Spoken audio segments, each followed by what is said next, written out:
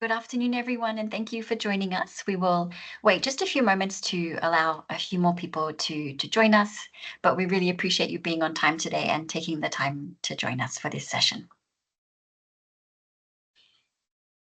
If you have any questions in the meantime, please don't hesitate to put it in the chat and we'll begin very shortly.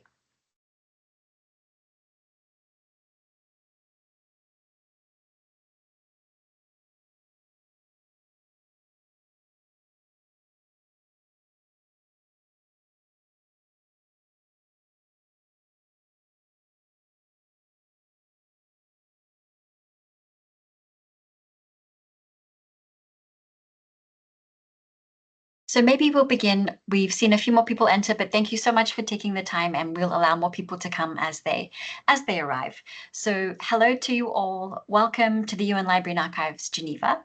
My name is Natalie. I work here at the Library and Archives. And before we begin, we just would like to let you know that we are recording this session.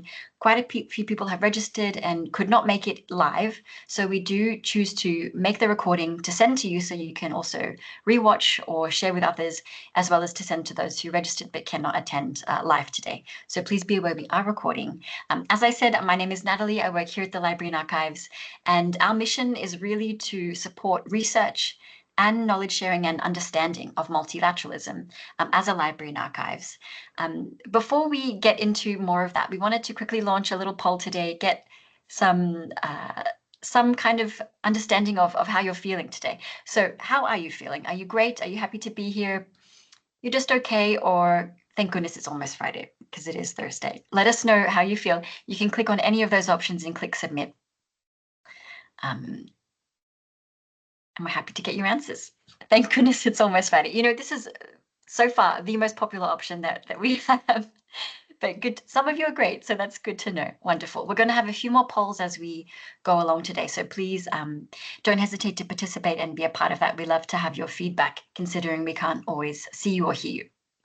So on our side, we're extremely happy to be with you today for this session, which we call Discovering Primary Sources on Multilateralism, from the League of Nations to the UN.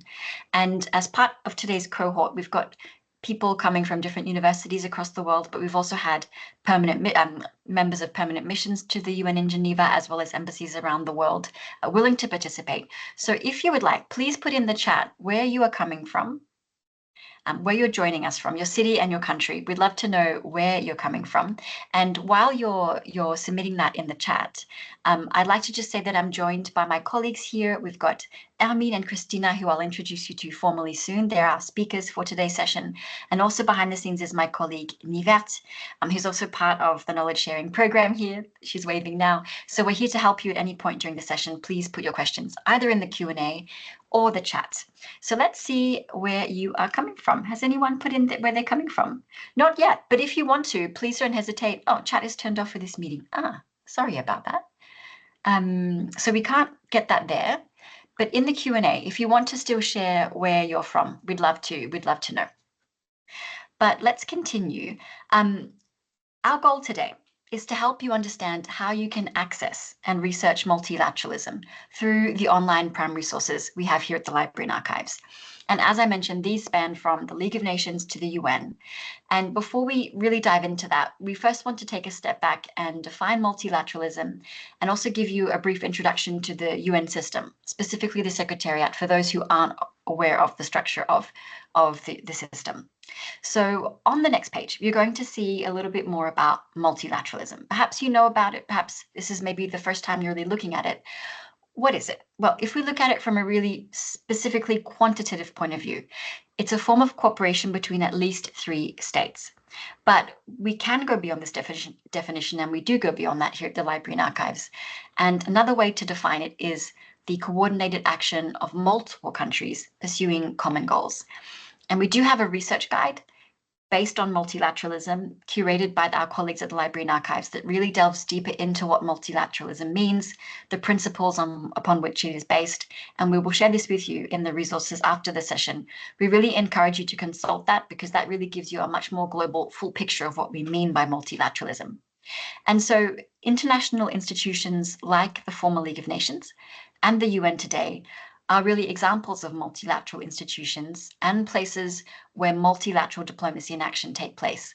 So today's presentation is really based on sharing the main documents produced by these organizations, which really highlight their multilateral actions and then become objects of study or research or consultation for your work.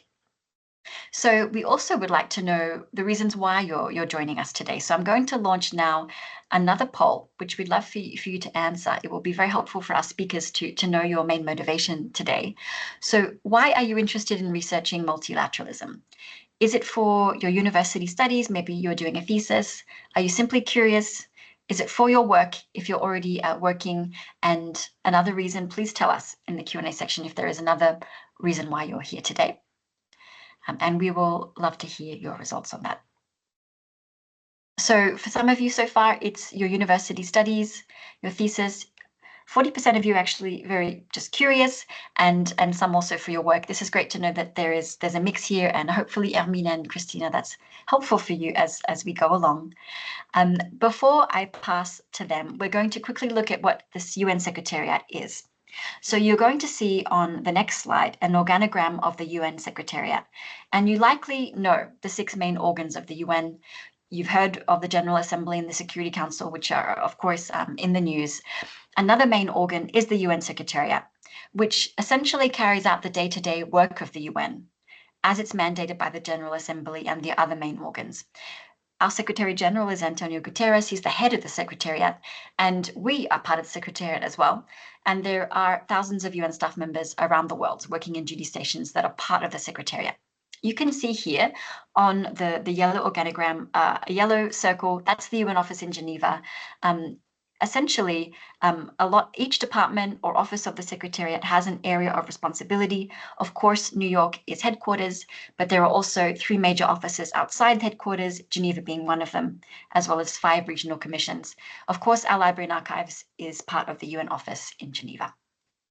But more specifically, if we look at the next page, we're here as a Library and Archives to share knowledge on multilateralism. We have a range of resources, documents, books, ebooks, journals, covering all aspects of the UN's work since 1946. But what's also very unique about our institution is that we have been the library since the time of the League of Nations, since 1919. And because of that, we also house the archives of UN Geneva, the League of Nations, international peace movements, and more. Our speakers will get into much more detail about that. So I'd love to introduce them to you now. So joining us, we have Hermine Diebo. She's the chief of the Archives Management Unit, the Institutional Memory Section, or IMS, here at the Library and Archives. And also with us is Cristina Giordano. She's the chief of the Knowledge Services Unit and also now working on research support at the Library Services Section here at the Library and Archives. I'm going to pass to them now. I'll interject from time to time with some questions, some polls and some quizzes. So please pay attention and get ready for those. If you have any questions, of course, you can place them in the Q&A section. And now I pass to Hermine. Thank you. Thank you so much, Nathalie, and good day, good afternoon to everyone. We are very happy to be here with such a different range of people. And today we are going to see first a very small introduction on the League of Nations and the UN to see the continuity among them, the legacy. And then we will define what are primary sources, archives, official documents, and publication. And we will detail principal types of official documents. And the last part will be 2 demonstrations, one of the UN Archives Geneva platform and after the UN Digital Library. So let's start directly with the League of Nations. So today we will be discussing 2 multilateral institutions, the League of Nations and the United Nations, because the histories of these 2 organizations are deeply interconnected. The League of Nations is often regarded as the UN predecessor, and we have the privilege of managing documents and archives from both institutions, which reveal the continuity between their records. So if we look quickly on the League of Nations, it has been created in 1919 and started to work already in 1920 until 1946. And it was established in Geneva following the trauma of World War I with the mission of maintaining world peace. As the first international organization dedicated to preserving peace and also promoting cooperation among states, we can say that the League marked a turning point in the institutionalization of multilateralism. For instance, it created a permanent multilateral framework for member state representatives to meet regularly and discuss major global issues on equal footing, which is a concept that seems very standard today, but at that time it was a very revolutionary concept. Sadly, we know that despite the existence of the League, it could not prevent World War II, and the League and the UN coexisted for a few months after the war until the League dissolution in 1946. And it is at that time where the League's assets were transferred to the UN, which include the Palais des Nations, but also the library collections and the archives with the intellectual property. So thank you, Hermine, and good afternoon to all. So we continue this history, and we have to know that in spite of the fact that World War II had started, the idea of an international entity in charge of pursuing peace and international cooperation was not abandoned. World leaders, such as the Prime Minister of the UK, Churchill, and the American President Roosevelt, led diplomatic efforts to create a new, stronger organization after the war, the United Nations.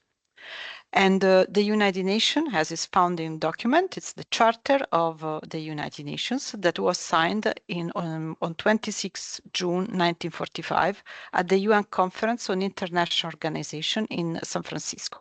The Charter came into force on 24th October 1945. At the time, the UN only had 51 members, but Article 4 of the Charter clearly aims at universal membership, stating that the UN is open to all peace-loving states, willing to accept the obligations and capable to carry out the mandate set in the Charter itself. Today, with 193 members, we can say that this goal has been attained and the UN is the only truly universal organization. Also in the Charter, in Article 1, we find the mandate of the United Nations, which is rather broad. The mandate is to maintain international peace and security, solve international problems of economic, social, cultural, or humanitarian character, and promote respect for human rights and for fundamental freedoms for all. So you can see that it's a program that is really be achieved only through multilateral action. Yes, and what we can see is that the experience of the League of Nations left a foundation for the international system that we have today, embodied in the UN. And the UN especially inherits many agencies that were initially created by the League. We can name, for instance, UNESCO, which is a continuity of the intellectual cooperation of the League of Nations. But in fact, the UN was created also to try to overcome what was the League perceived weakness. And the idea was to build a stronger collective security system that would avoid repeating and tragic events such as World War II. Yes, but the League and the UN have a lot of common points. Activities that were managed initially by the League were also continued by the UN. We can name the publication of official documents, and we will see now how the structure of the organs of the League and the UN is similar and are reflected in the official documents. In fact, when we examine the covenant of the League and the Charter of the United Nations, we see that both organizations have a similar structure. The League of Nations had 4 main organs, while the UN has 6 main organs. But we are going to examine them one by one. And we will start with the Assembly. Both organizations have an assembly. In the UN, the General Assembly. In the Assembly, all member states are represented on equal footing, each holding 1 vote. And these bodies meet annually in regular sessions, starting in September, to discuss global issues and promote dialogue.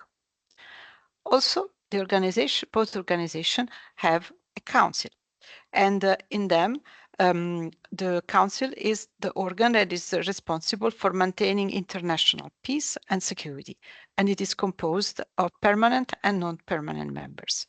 Of course, you know the UN Security Council, which under the UN Charter has 5 permanent members: the USA, Russian Federation, the United Kingdom, France, and China. So actually the winners of the Second World War, who dispose of the right of veto.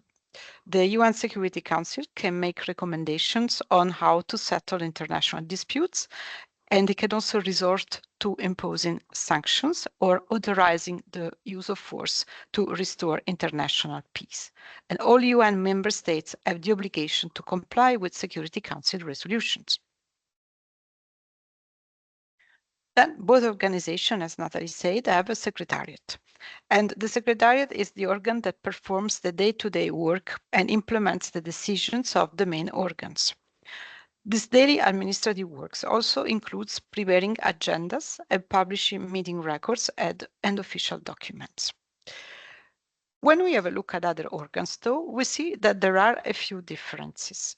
For example, when we come to the economic and social field, we see that the League had a different organization. They organized their functional activities by section, while the UN has a dedicated organ, the Economic and Social Council, which is supposed to coordinate activities in these fields.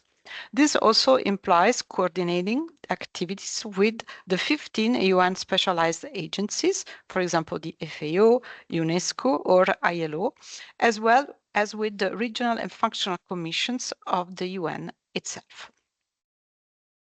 Then both founding documents mention the Court of Justice. The League of Nations had the Permanent Court of International Justice, which was the first permanent international tribunal with general jurisdiction. And its work is continued by the International Court of Justice, which adjudicates disputes among nations and gives advisory opinions on international legal issues. Finally, other organs. We have on the side of the League different activities that the League carried out related to the implementation of World War I peace treaties, which included the creation of a series of mandates for administering the former colonies and territories of Germany and the Ottoman Empire. These League of Nations mandates activities were transferred to the UN Trusteeship Council, which is an organ that was supposed to ensure that trust territories were administered in the best interest of their inhabitants. However, all trust territories have now attained independence, and as such, the Trusteeship Council has suspended its activities in 1994. Thank you, Christina. So the organs are very important to understand the documents.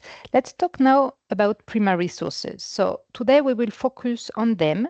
They are the documents that were produced by the League of Nations and the UN. And these primary sources include unpublished material, which are the archives, and published material, which are official documents and publications.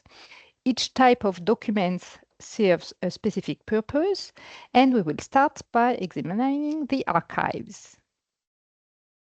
So, the archives are the documents produced or received by an organization, in our case, during its daily activities. So, in the case of the League of Nations and the UN, these documents are often unique because they were unpublished documents like letters, draft report, or memoranda. The archives provide the evidence of activities which occurred in the past. They tell stories and they permit to document people and organizations. The archives have been selected for permanent preservation because of their value as a source for historical or other kind of research. Let's see now 2 examples. The first one on the left is a letter dated from June 1922 from Marie Curie, the famous Polish and naturalized French physicist. and chemists who conducted pioneering research on radioactivity. And in this letter, she responded to the Secretary General of the League of Nations regarding his invitation to join the newly established Commission of Intellectual Cooperation. And in this letter, she expressed that she is not certain to accept the position. That's the first example of the time of the League of Nations. And if we see on the right, here we have an example in the UN Archives Geneva archives. And it's a letter from 1950 with comments from the United Kingdom regarding the drafting of the International Covenant of Human Rights. And by the way, now this collection of archive and official documents have been recognized as Memory of the World by UNESCO. That was 2 weeks ago. So today in this session, we will not go further into the typology of archives, but it was important to mention that type of primary sources because you will encounter them when you will be navigating on the UN Archives Geneva platform. And now we will continue to focus on the published document of the League of Nations and the UN, starting with the official documents. Thank you, Hermine. So we are now focusing on the official documents and their characteristics. So both in the League and in the United Nations, this kind of documents, they have a purpose. So they serve the work of the deliberative organs of these organizations. So in the form of official documents, you will find reports, resolutions, and meeting records. They are all official documents. They are prepared by the UN Secretariat and they are made available to delegates and participants in UN official meetings. So it means that they are printed and they are distributed in several copies. Also, since these documents are related to the official work of the organizations, they are distributed for free. They are available for free to the participants as well as to the general public who can have access to them through the libraries or the online databases. The official documents have also some common main elements. For example, in the case of the League and of the United Nations, each official document is identified by a unique document symbol that you will find on the top right of the first page of the document. The documents may, since they are official, they're related to official activities, they are also published in all the official languages of the organizations. So the League of Nations had 2 official languages, English and French, while the United Nations has 6. It has Arabic, Chinese, English, French, Russian, and Spanish. However, the symbol, the unique identifier of the document, of each official document, remains the same for all the language versions.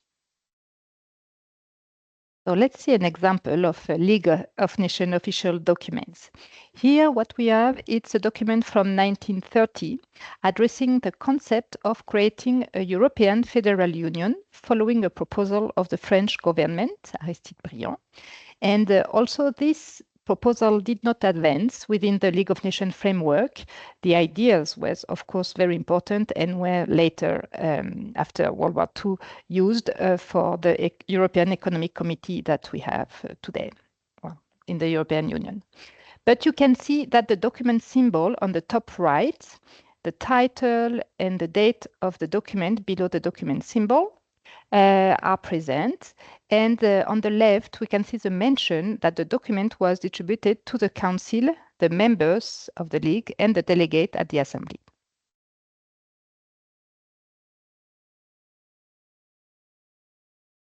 And next, we have an example of a UN official documents.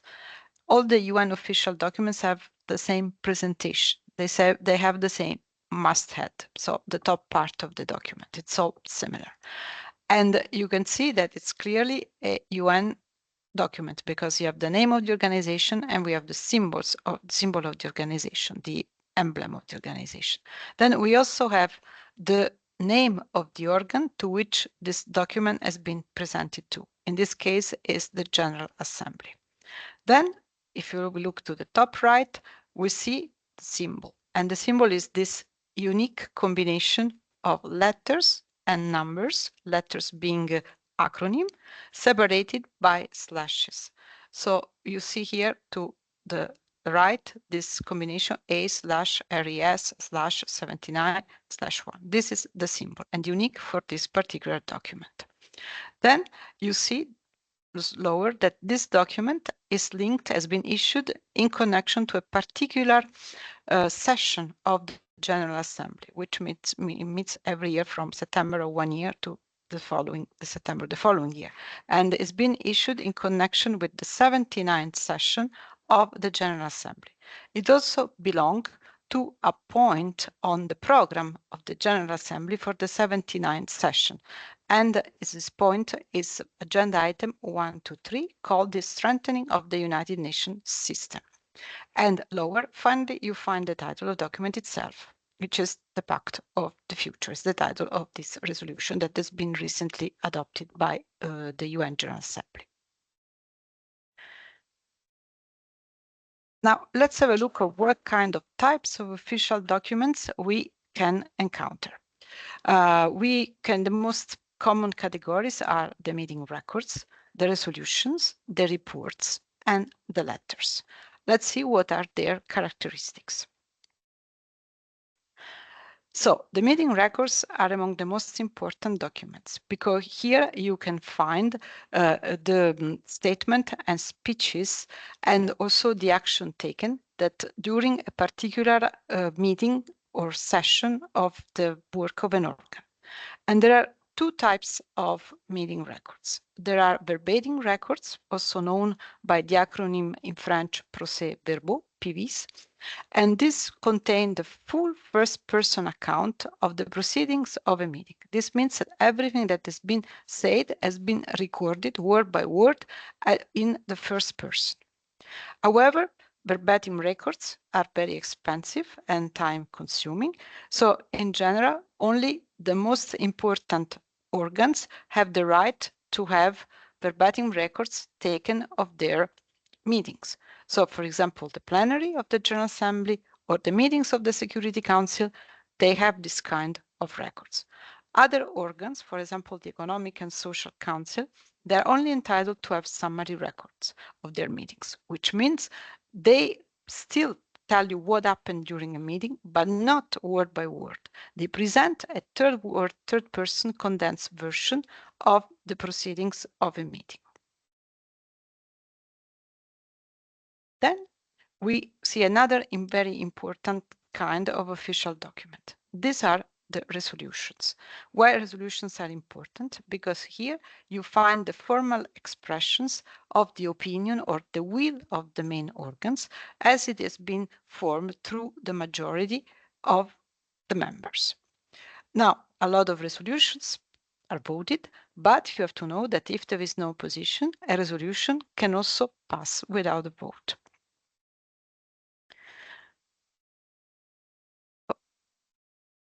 Then we have another third category. These are the reports. So in the reports you will find a lot of important information. Actually, they are among the most common documents to share information, and they can exist on a variety of topics. Among the most important reports, we have those that the Secretary General presents, and one of them is, for example, the annual report that he puts together on the work of the organization. It's one of the most important reports. And then we find the letters, which are also a very common type of official document. The letters mostly have a purpose of information. They want to present the organ with information about events or outcomes of meetings that were organized outside the organization. And so they serve as a way to transmit information. In this form, you can also find reports of external organ or other type of communications. And these are the most common forms of official documents, type of official documents. Now we see other kinds of documents that are produced by the international organizations, but they are quite different because these are not called official documents. These are publications. So this can be on different topics. It can be, for example, statistical compilation, or they can be reports on very important topics, the so-called flagship reports, or they can be information materials like the one that you see on the right, the basic fact about the United Nations, one of the most common reference tools about what the UN does. And both the League and the UN produced a lot of publications as well. What's the distinction with the official documents? We say that the official documents are written mostly for delegates who participate in the deliberation of the organs. Publication, on the other hand, they contain information that has a much more general interest. So they address also the public outside the organization. So, for example, they can compile, for example, like in the case of the Yearbook of the League of Nations, statistical information that everybody could be interested in. So that's why they are presented in a different way, like real publications. And they are also now available in on the website of the organization that produced them, and they can be normally downloaded also for free. So we can maybe turn the page. Voila. And this is just a summary. So these are publications that popularize certain types, and they address the general public. Fantastic. Thank you, Hermine and Christina. This was an extremely helpful overview. We do realize it's quite detailed, so we will share the slides, of course, and the recording with you, but hopefully you found that helpful to see the distinction between the archival documents and official documents of the UN. We're going to test your knowledge now on what we've learned so far. So I'm going to launch a little quiz. It's 2 questions. And the first question is related to the page that you see. So you see a document on the screen now. What type of primary source is this document? You have the choice between an archives document, an official document, or a publication. So please do share what you think it might be, and we'll be able to explain the answer afterwards and the reason why. And then there's another question. So there are 2. Number 2, which type of UN official document typically contains the decisions and actions taken during a formal meeting of a UN body? So to scroll to that question, there's a little arrow to the bottom right of the window that pops up. Which type of UN official document typically contains the decisions and actions taken during a formal meeting of a UN body? Is it a resolution, a report, a meeting record, or a letter? Once you've selected your answers for both questions, you can click submit and we'll see the correct answer there. So for number 1, it is official document, but some have also submitted archives document. Christina, can I pass to you to explain why this is an official document? Yeah, it is an official document because you have seen that it's, as this presentation, it is very common to the official document. So you see the emblem of the organization, you see the name United Nations, so you see the symbol, you see the indication of the session, the agenda item. So this is not a unique document, unique archival document. It's not a letter, it's not something maybe written by hand. It's something that is prepared for a meeting, for transmitting information, has been distributed to the delegates. So it has all the elements of the official document. Perfect, thank you. We hope that was helpful for you. And number 2, the correct response is meeting records, but we also had some answers for resolutions and reports. Could you also share why the answer is meeting records for this second question? I think it's a little bit of a tricky question. It is true that the resolution, it's a decision or recommends some course of action. So it could be a resolution, but the question says that these have to be decisions and actions taken during a formal meeting of a UN body. So if you want to see to know which decisions, which action, what has been discussed, this takes the form of a meeting record. Okay, thank you so much, Christina. And thanks to you all for participating. We're now going to enter into some demos so that you can see where you can access these documents online, both the archival documents and the official documents.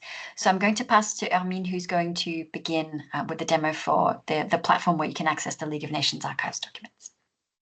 Thank you. Thank you very much, Natalie. And yes, I'm sharing my screen to show you this UN Archive Geneva platform, where you will find the League of Nations official documents and publication there.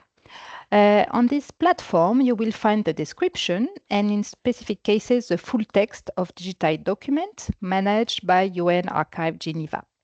You can see on the blue browse box on the left, the 5 categories of archives preserved at the UN Geneva. But today we are going to focus on the League of Nations Archives category. Just for you to know, all the League of Nations archives have been digitized. It's more than 14 million pages after a 5-year project, and they are all available on that platform. Among these archives is the collection of official documents. You can find it here, and it's around 120,000 documents.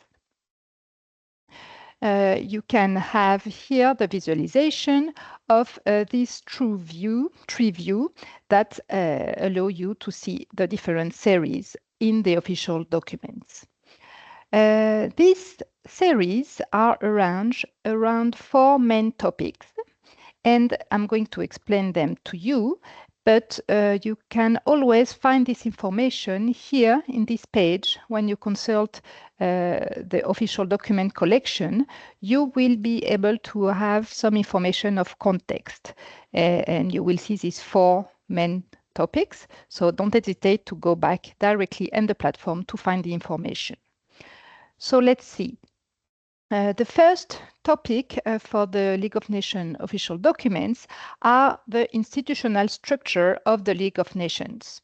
So we will find documents of the Council, of the Assembly, and the Secretariat, but also we will find the ancillary bodies and institutions connected with the League of Nations, the financial administration, and also the bodies dealing with various League of Nations constitutional questions.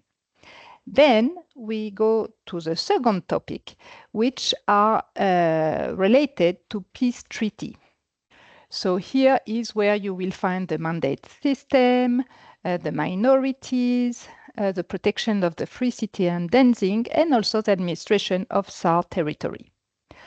The third topic is related to the effort of the League in maintaining international peace and security.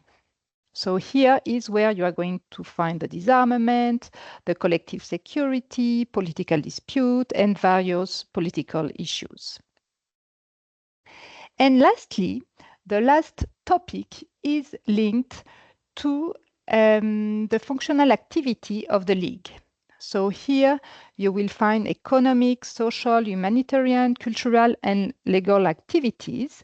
For instance, you will have the economic and financial organization, the intellectual cooperation organization, and also social question. So let's start by reviewing a kind of document that Christina presented, and let's see minutes of meetings. If we want to go, for instance, to consult the minutes of the Assembly of the League, you can just click to open the tree view. And let's say we want to go to the 16th session, and we are going to go down, and we want to see the plenary meetings.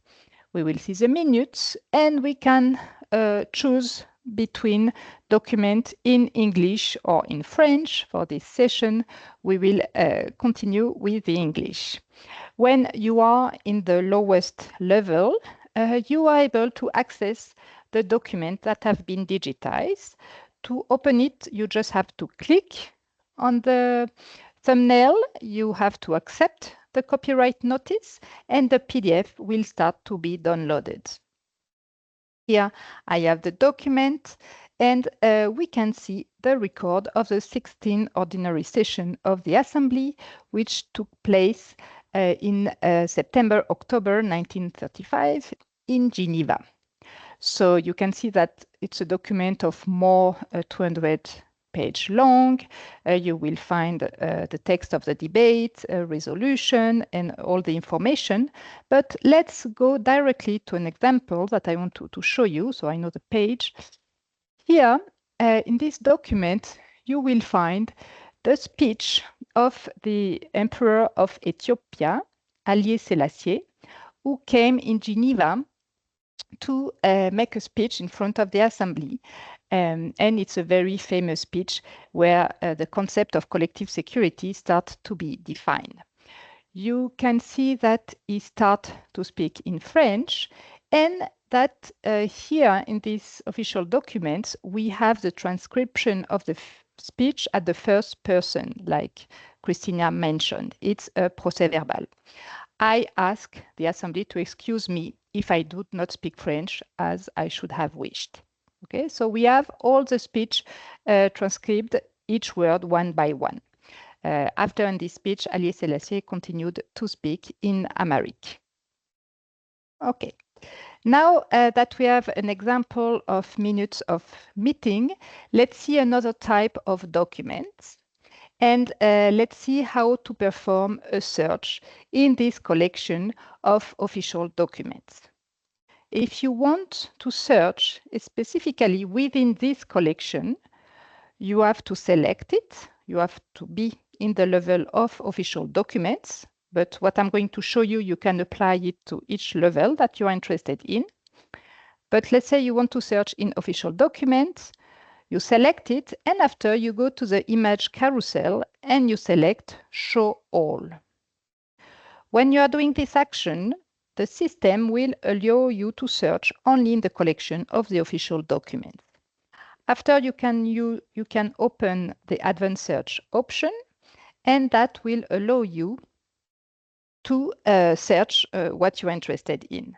So let's say that we want to find a report of the Secretary General on the topic of women.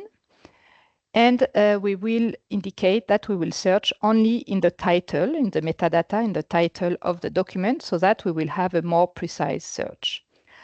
Then you can perform the search and you will have a very precise result. Let's say that we're interested in this question of nationality of women. We will be able to download the document, clicking on the thumbnail and agreeing the copyright notice. If we consult the document, we can see it's a report from 1931. And this question of nationality of women, it's an iconic struggle of feminist organization in the 1930s within international organization, because most national laws at that time subordinated a woman's nationality to that of her husband. And of course, this created dramatic situation during times of war or in case of separation. Going back to the platform, you can see that when you are on a result, on a document of your interest, you can always see in which part of the official document this document belongs to, using the breadcrumb or using, of course, the hierarchy here, this tree view. So this document is part of the paper distributed in the 12th session of the Assembly. I will finish here for today this demonstration of the UN Archive Geneva platform. Just let me show you that if you want to go back to the home page, you just have to click on this house. Please feel free to contact us if you have any question. At the bottom of each page, you will find this button Ask an Archivist, which allow you to fill a form, and we will answer to it in the same day or the following day. And also, don't hesitate to subscribe to our newsletters. You can click here and sign up to be part of our research community and subscribe to our newsletter. And also, you will receive an email with advice on how to perform a better search on the platform. Thank you. Fantastic. Thank you, Hermine. Of course, as well, there's time for you to ask any questions you have here about the platform. So at the top of the screen, don't hesitate if you want to submit a question. Before we get to questions, though, we will have one more demo. So that was the UN Archives Geneva platform, and now we'll look at the UN Digital Library with Christina. Over to you. Yes. Thank you, Natalie. So is there a platform that's also similar for UN official documents? Yes, there is, and it is called the Digital Library. I think we'll learn more about it on the next slide, I think.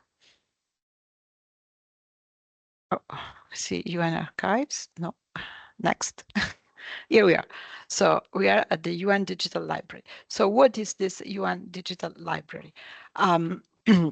It is the one access point if you want to find UN documents, UN publication. So these materials that we have described, but also more than that. For example, if you want to find how resolutions have been voted, if they have been voted, or what kind of speeches have done in front of the main official organs of the UN, you can also turn to the digital library. It also contains different kinds of materials. For example, the collection of the digitized maps of the UN Library in New York, or the records of the UN oral history, a series of interviews with staff that held important position with the United Nations. What you have to know about the UN Digital Library is it is entirely devoted to UN materials. So here you don't find general academic books or periodicals. And this is the address of the digital library itself. Next slide, please. So as far as UN documents go, the situation is a little bit different from the archives of the League of Nations, because not everything, not all UN official documents and publications have been digitized yet.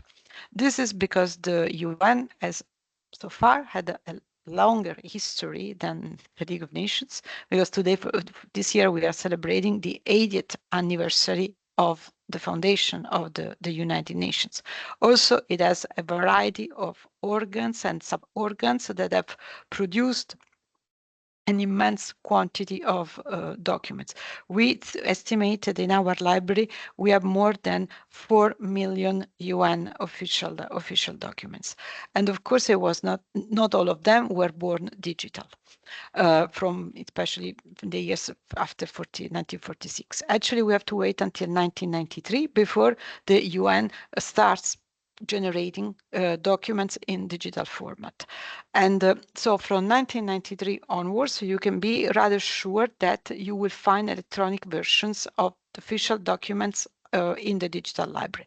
As from 1946 onwards, from the period 1946 to 1992, what you will find the full text of the resolutions of the main organs. You will find the full text of the Security Council documents and the meeting records and reports of the General Assembly. But all the documents are being scanned and made available on an ad hoc basis. So there is a program of progressive digitization of the entire UN official documents, but it's still, since it's a project that is conducted by the library in Geneva and the library in New York, with very few external support, it would take still a long time. So next slide, please. Now we can demonstrate a little bit what you can find in the digital library and how to use it. So I will try to share my screen. Let me know, did it work? Do you see it? Okay, oh, that's great. So here is the United Nations Digital Library, and you can see that it's also divided by different kind of collections. We have on the left the resource type, and on the right you have the UN bodies. So you can search in both, or if you know that it's a document of a specific organ, you can go directly, for example, here to General Assembly. At the top, there is also a help if you need for more specific for specific searches. And you see here at the very bottom there is the indication that this database is maintained, is born in New York because the UN is based in New York, but there is also with the contribution of the UN Library in Geneva and of the Library of the Economic and Social Commission in Western Asia in Beirut. So it's really a common database shared by 3 UN libraries. Now, I'm just going to do a very simple search on multilateralism, which is the subject that we are interested in, and see what kind of materials we can retrieve. As you can see, it has retrieved like more than 1,000 records very fast. And when you see here that there is this PDF, it means that when you click on the title, you will have the full text of the document itself. In some cases, you don't see the full text. Here on the left, you have the possibility of refining this search, for example, by type of document. So according, for example, to the different categories that we have seen, or you can do it by UN body or by date. For example, if we want to see if there are resolutions and decisions on multilateralism, I can click here and see what kind of results I find. So the first result is the resolution that established the International Day of Multilateralism and Diplomacy for Peace, which I believe is 24th April, so quite recent. And you see here there is the link, the multiple files. If you click on the title, you will see a little bit of information on the resolution itself, when it was adopted, which session, which years, the year when it was specifically. And here you start seeing the possibility of downloading the full text in the 6 official languages. But if you go down, you will have here the description of these documents. All UN official documents are described actually catalog, but it's a kind of description that is very in-depth, and it's different from, includes different descriptors from the one that are used for books. For example, here you see the symbol of this very unique identifier is the first element. Then here you find the title and the organ that adopted it. Here again, the possibility of downloading it in the various languages. This is the date of the adoption of this resolution. And also there is a summary of the vote, so it was voted and who was in favor, who was against, and at which meeting.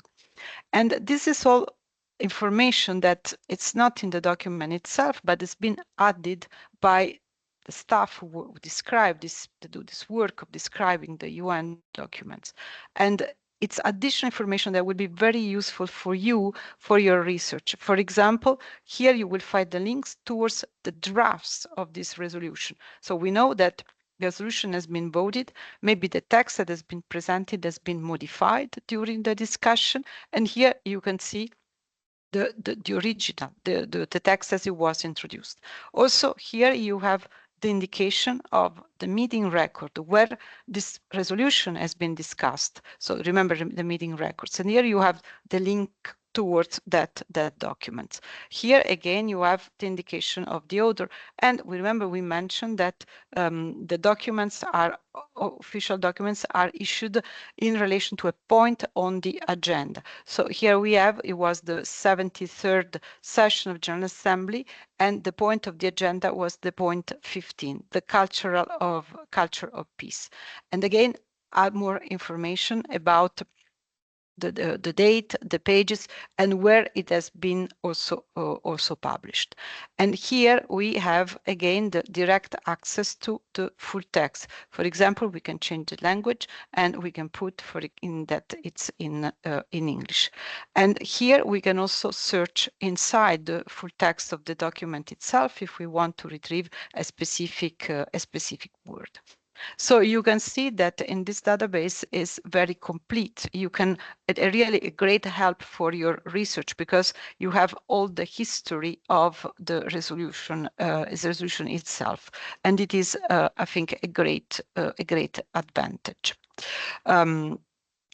If I come back to my result, the research that I have done here, it was only in searching in the description of the document itself, but I can activate here the full text search. So, for example, searching for multilateralism, not only in the description, but also if there is a full text, maybe a document that mention multilateralism inside, but maybe it's not the main topic of the document, so it may not appear in the subject, I will retrieve more, for example, more document on that. So there is also the possibility of searching inside the full text of the document itself, activating this option.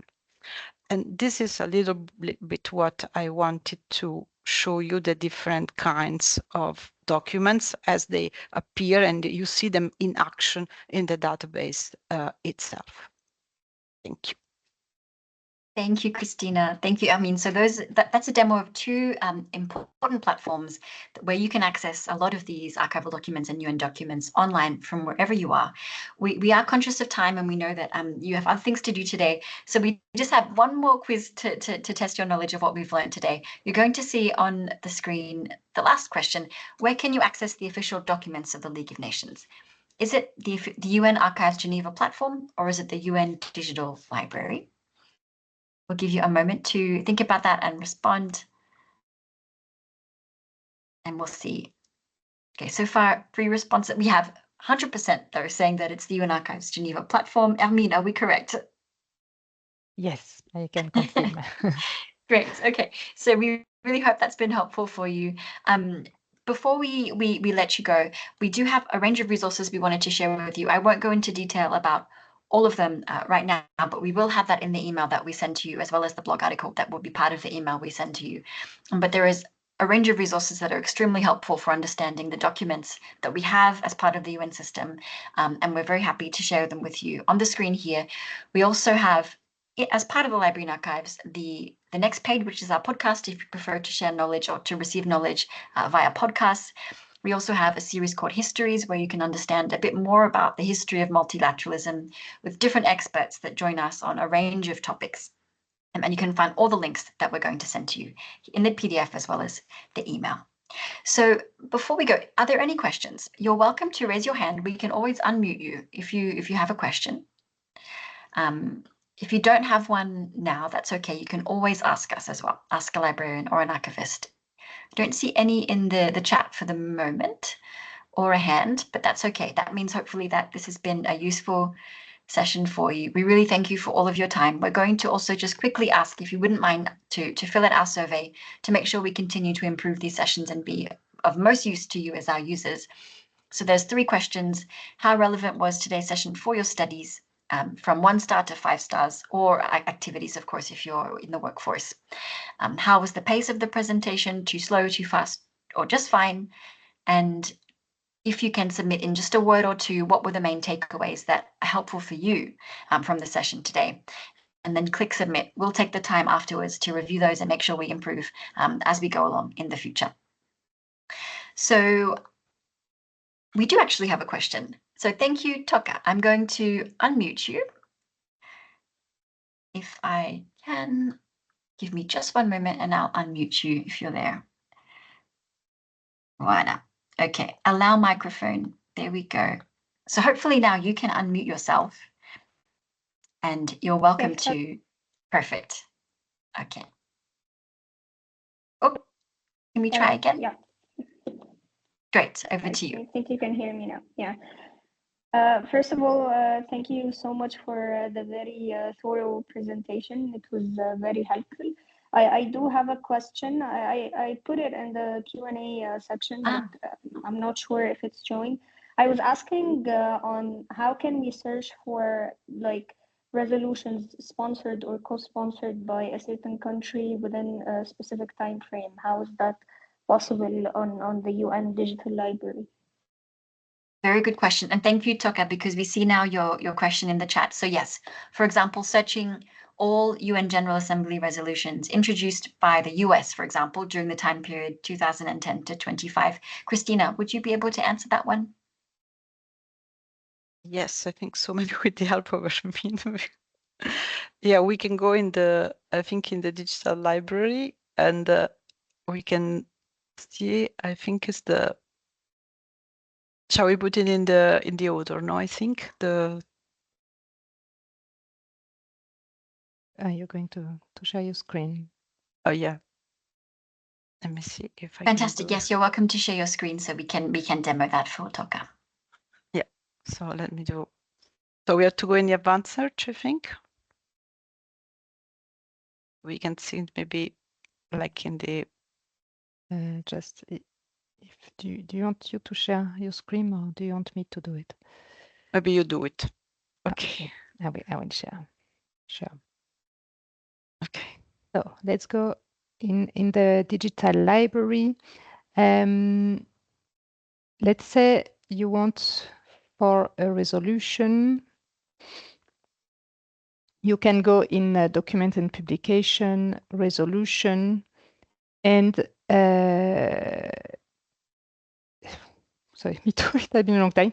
And you're able to search by country.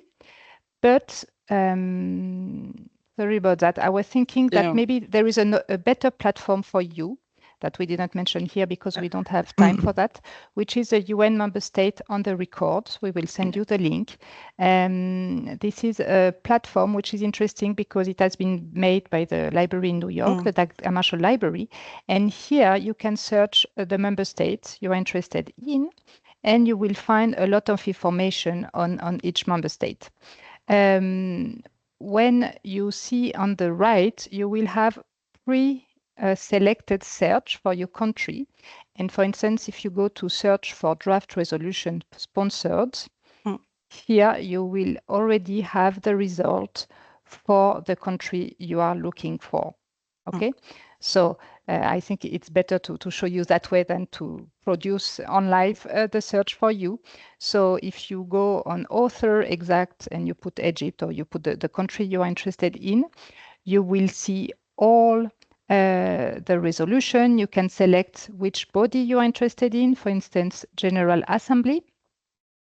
And you will have the information, and of course you can select some date if you are interested in. Okay, I will put any date for the example, of course, and that will narrow your search results. I hope that's a good answer to your question. Thank you. Yes, perfect. Thank you. Thank you so much for the question. And we put the URL link to the platform member states on the record as a reply to your question, Toka. So thank you so much for that. That was really helpful. So I don't see any other questions for now, but we really appreciate all of your time and for being here. We'll send you, of course, the recording, the slides, and the resources to your emails after the session. And don't hesitate to ask us in reply if you have any questions, either today or in the future for your research or your work. So on behalf of Christina, Hermine, Nivert, and myself, thank you and take care. And we hope to see you again very soon. Bye for now. Bye. Thank you. Have a good day. Bye. Thank you.